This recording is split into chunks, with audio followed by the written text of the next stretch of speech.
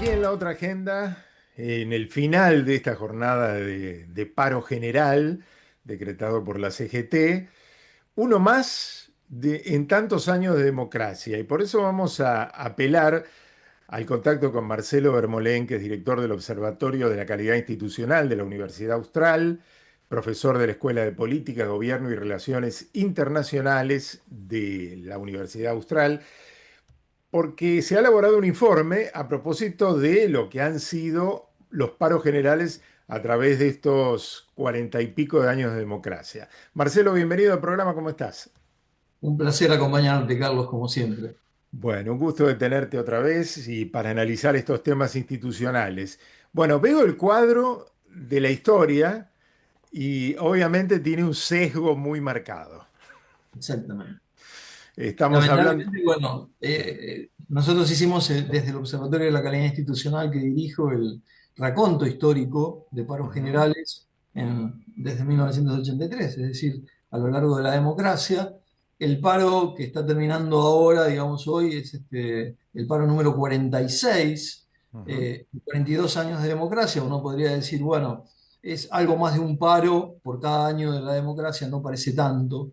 ujú, Pero cuando uno le pone el foco a el destinatario del paro y la velocidad con que el sindicalismo hace determinados paros, la ecuación cambia por completo, ¿no? Y ahí tenemos que de los 46 paros generales, 30 paros, 30 le fueron hechos a presidentes no peronistas en apenas menos de 14 años de gobierno de estos 42 de la democracia.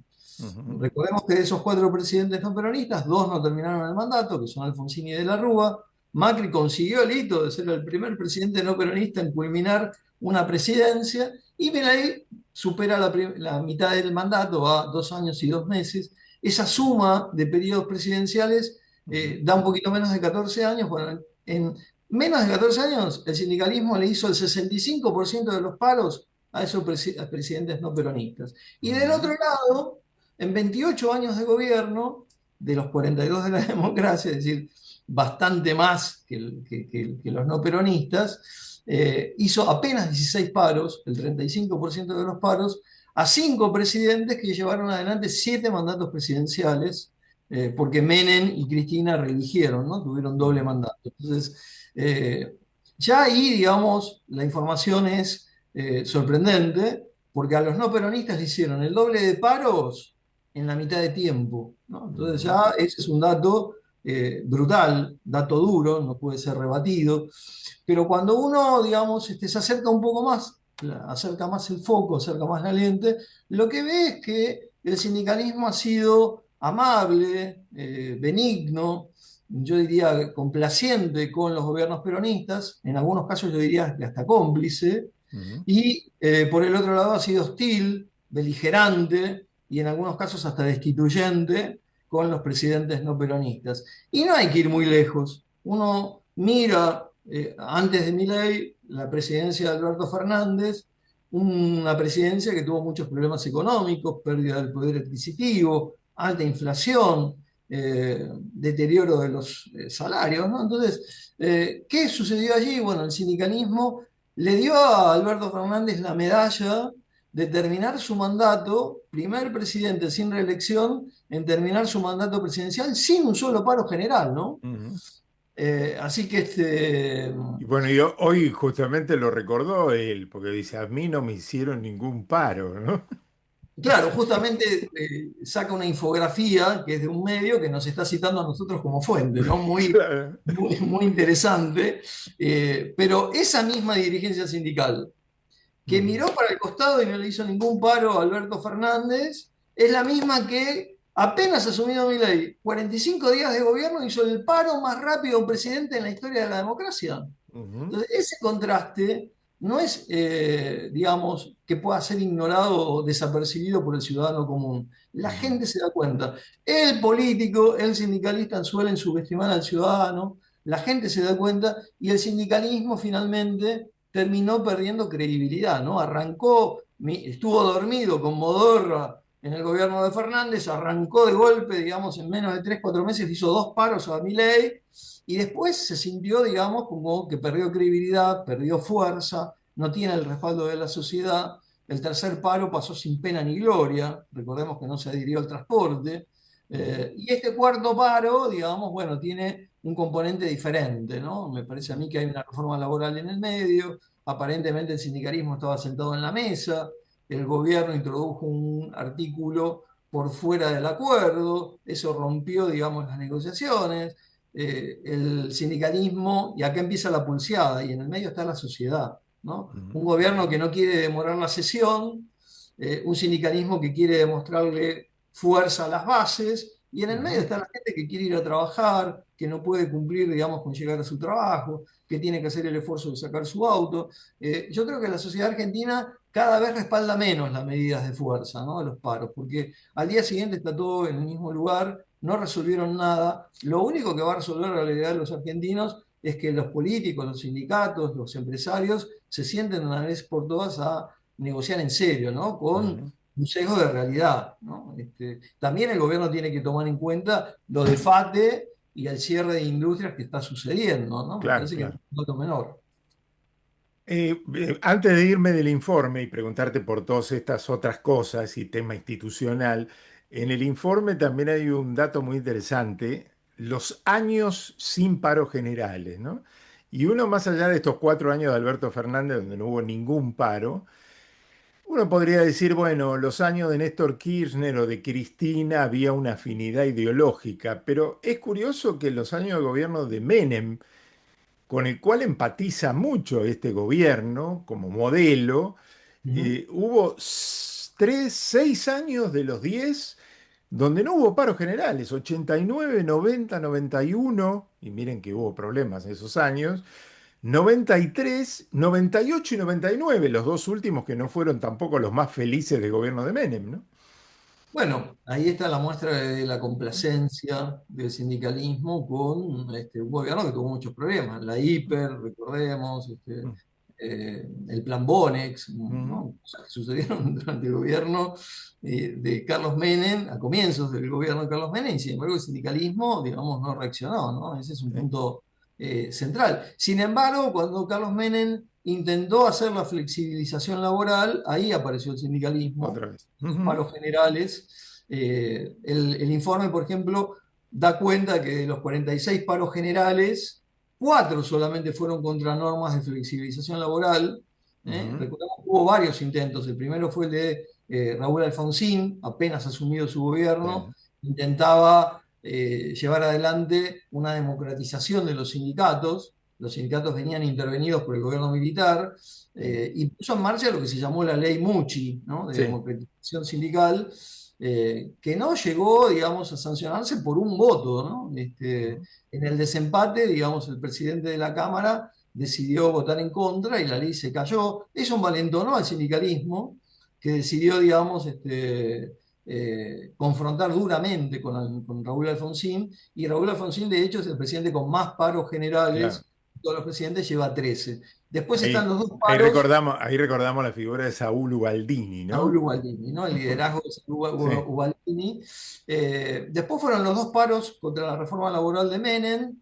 Y antes de en el mes de febrero también, el primer paro general a Fernando de la Rúa proponiendo una reforma laboral, ¿no? Recordemos que Ujú, también había heredado una situación económica de recesión, de dificultades. Bueno, con el ímpetu de su comienzo de gobierno, fue por la reforma laboral. Y ahí apareció un elemento interesante que yo creo que el gobierno tiene que tener en cuenta, que es que no se pueden elaborar reformas o leyes de flexibilización o organización laboral con una parte del sindicalismo afuera, ¿no?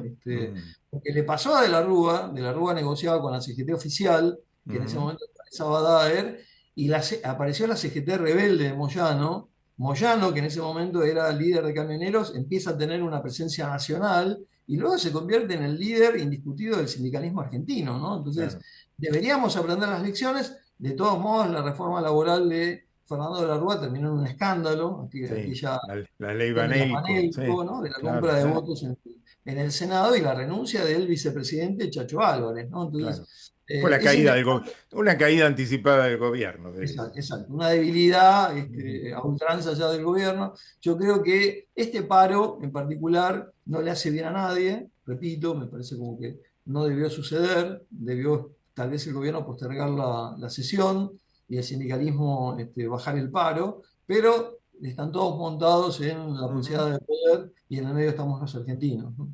Sí, como para cerrar el último dato de color de esos años sin paros generales, el único no peronista que tuvo un año sin paros generales fue Mauricio Macri en el 2016, o sea, el año en que recién estrenaba su gobierno, ¿no? De estos 42 años de democracia, hubo 20 en los que no hubo paros. ¿Eh? Claro, De uno esos solo, 20 que no hubo paros, uno solo le corresponde a un presidente no peronista, que fue el primer año de Mauricio Macri, el claro. 2016, donde le dieron cierto descanso, ¿no? Y bueno, en realidad Mauricio Macri ha sido el presidente no peronista con mejor tratamiento de parte del Claro. sindicalismo, A ¿no? ver, recordemos que por aquel primer año 2016 se inauguró el monumento a Perón en la plaza ahí en Paseo Colón, ¿no? Y estaba como llano, en buenos tratos. Exacto, era como una especie de socio al comienzo del gobierno Claro. moyano del Ujú, gobierno de Mauricio Macri. Datos de color de este paro que ya termina es que Milei encabeza un podio, está en el tercer lugar de ese podio, junto con De la Rúa y Alfonsín, en cuanto a la frecuencia del paro, ¿no? A ujú, De la Rúa le hacían un paro cada 92 días, ujú, a Alfonsín le hicieron uno cada 157, bueno, a Milei le están haciendo uno cada 200 días. Y en ujú. cuanto a los días a que sucede el cuarto paro iniciado el gobierno, en el orden también Milei es tercero, detrás de la Rúa y Alfonsín. Es decir, está asociado en esos podios a Ujú, presidentes que no terminaron su mandato constitucional, ¿no? claro. Ahora yo digo, desde el plano institucional, apelando a tu conocimiento sobre calidad institucional, estamos hablando de una ley que se vota en el Congreso con las mayorías necesarias, ¿sí? Tanto en el Senado como ahora en diputados, se vota y en definitiva es como un atentado contra la democracia que un sector en particular desconozca la autoridad de los representantes de la sociedad. A ver, yo no iría tan lejos. Me parece que hay remedios. ¿Eh? Ujú, Nuestra república tiene remedios y digamos que el Congreso sancione una ley no es garantía de que la ley, digamos, es adecuada. ujú, De hecho, hemos tenido inmensas y variadas declaraciones de inconstitucionalidad de leyes sancionadas por el Congreso, ¿no? Y para eso ujú. está la justicia. Para eso está la justicia. De todas maneras, la actitud de los sindicalistas no es muy diferente a la del presidente, ¿no? El presidente saca una ley, se la vetan, insiste, le vetan el veto, digamos, le rechazan el veto, y el presidente dice, bueno, no tengo presupuesto, no cumplo con la ley, me importa poco que el Congreso haya sancionado la ley. Bueno, Ujú. algo parecido, por eso digo que hay excesos de De ambos todas lados. partes, La claro. Argentina Sí, sí. necesita mesura en estos tiempos que corren, sobre todo porque la economía no está bien, el país, el consumo no arranca, diríamos que estamos en recesión, hay industrias cerrando, me parece que no es el mejor clima como para creer que todo se puede confrontar, ¿no? Me parece Mm. que cada uno tiene que mantener la firmeza de su mirada, pero finalmente hay que negociar. La última, estamos charlando con Marcelo Bermolén de la Universidad Austral. Marcelo, hablaste de la justicia, que es la etapa que viene después de la ley. Por ahí esto implica dar una opinión más político-judicial, pero ¿qué sensación da la justicia hoy respecto de medidas cautelares y suspensión de la aplicación de la ley?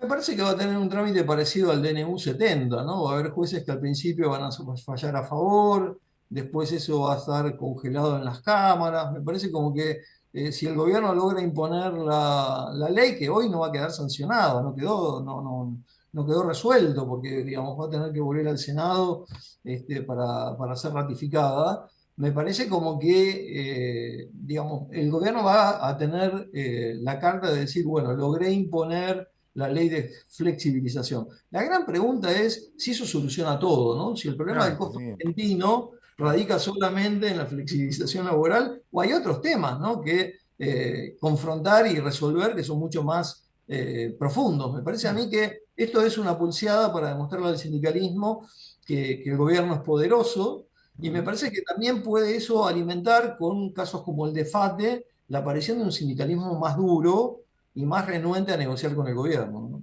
Yo te dije la última, pero ahora que hablaste de FATE, debo preguntarte, porque salió el presidente Milei hoy a decir que el cierre de algunas empresas tiene más que ver con los empresarios prebendarios que otra cosa, que la realidad económica. Yo no relativizaría, digamos, es cierto que este empresario en particular dicen que tiene mucho dinero y maneja Aluar y maneja otras empresas. Yo creo que FAT está en el corazón de los argentinos, ¿no? Es como determinadas marcas que fueron pasando de generación en generación. Nadie ve con buenos ojos la destrucción de la industria nacional, creo que nadie. Me parece que ahí también el gobierno tiene que tomar el dato porque eso puede restarle credibilidad, ¿no? Ujú. Un gobierno que a mí me toca desde la calidad institucional señalar, no le está prestando atención a la calidad institucional. La semana pasada se conoció el índice de transparencia internacional que mide la percepción de la corrupción en todos los países, 182 países, y a Milei por segundo año consecutivo le va muy mal. En el 2024 igualó el peor puntaje de Alberto Fernández, 37 sobre 100, y en el 2025 bajó un escalón, 36 sobre 100, llevó al país del puesto 99 al 104. Tenemos problemas con que no hay designaciones judiciales, hay un tercio de la justicia vacante. El gobierno sacó una regulación de la ley de acceso a la información pública restringiéndola, con lo cual tenemos menos información que antes. No están funcionando los organismos de control, no hay ética pública. Veamos el caso de Sturzenegger, que le recorta dinero a todos, pero hay dinero para la fundación de su mujer, con contrataciones directas, ¿no? Hay un problema de ética pública que la Argentina tiene que discutir. La rendición de cuentas, un gobierno 2 años sin presupuesto, ¿no? Ujú. Me parece natural. En Estados Unidos, si no hay presupuesto, el gobierno se para, se Sí. detiene. Mm. Nosotros trabajamos con el presupuesto del 2023, en 2024 y 2025 en medio de inflación, ¿no? Con valores que ya cuando se presenta el presupuesto están desfasados, porque el Mm. presupuesto a veces, muchas veces, es la ley madre, pero empieza con mentiras, ¿no? Entonces, la Argentina tiene mucho que revisar y mi ley también tiene mucho que revisar en materia de calidad institucional, ¿no? Bien. Ahora sí, fue la última. Marcelo Bermolén, director del Observatorio de la Calidad Institucional de la Universidad Austral y profesor de la Escuela de Política, Gobierno y Relaciones Internacionales de esta universidad. Te agradecemos mucho el contacto, como siempre. En estos temas sos nuestra fuente de consulta. Un placer acompañarte, Carlos, como siempre. Abrazo Bueno, enorme. nos vemos. Gracias.